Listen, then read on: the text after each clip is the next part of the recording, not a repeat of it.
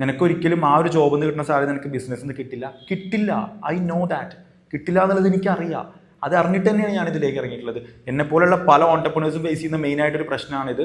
ഞാൻ എൻ്റെ job resign ചെയ്ത് ബിസിനസ്സിലേക്ക് ഇറങ്ങാമെന്ന് പറയുമ്പോൾ ആളുകൾ എന്നെ നോക്കിക്കാണുന്നത് ഒരു സെക്കൻഡറി ലെവലിലേക്കാണ്. എന്തിനവനത് റിസൈൻ ചെയ്ത് പോകുന്നു? അവൻ അവിടെ തന്നെ നിന്നാൽ പോരാന്നില്ലേ? നല്ല സാലറി ഉണ്ടായിരുന്നില്ലേ? ഇനീഷ്യൽ സ്റ്റേജിൽ നല്ലൊരു ജോലി ഉണ്ടാവും. ബിക്കോസ് അവൻ്റെ എഡ്യൂക്കേഷൻ നല്ലൊരു യൂണിവേഴ്സിറ്റിയിൽ നിന്ന് പഠിച്ചിട്ടുണ്ടായിരിക്കും.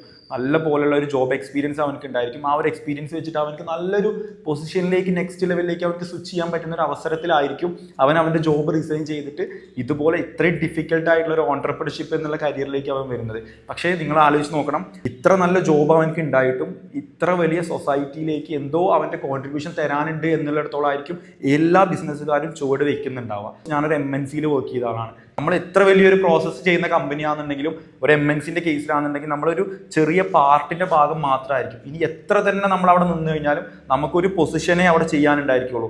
അതിൽ കൂടുതൽ എക്സ്പ്ലോർ ചെയ്യാനുള്ള ഒരു അവസ്ഥ നമുക്ക് അവിടെ കിട്ടുന്നില്ല. പക്ഷേ ഒരു ഓൺടർപ്രണർ എന്ന് പറഞ്ഞാൽ അങ്ങനെയല്ല. ബിസിനസിൻ്റെ ഓപ്പറേഷൻ പാർട്ടാണെന്നുണ്ടെങ്കിലും ടെക്നിക്കൽ പാർട്ടാണെന്നുണ്ടെങ്കിലും HR പാർട്ടാണെന്നുണ്ടെങ്കിലും ഈവൻ മാർക്കറ്റിംഗ് പാർട്ടാണെങ്കിൽ വരെ ഒരു ഓൺടർപ്രണർ അത്രത്തോളം എഫേർട്സ് അതിൽ സ്പെൻഡ് ചെയ്യേണ്ടി വരും.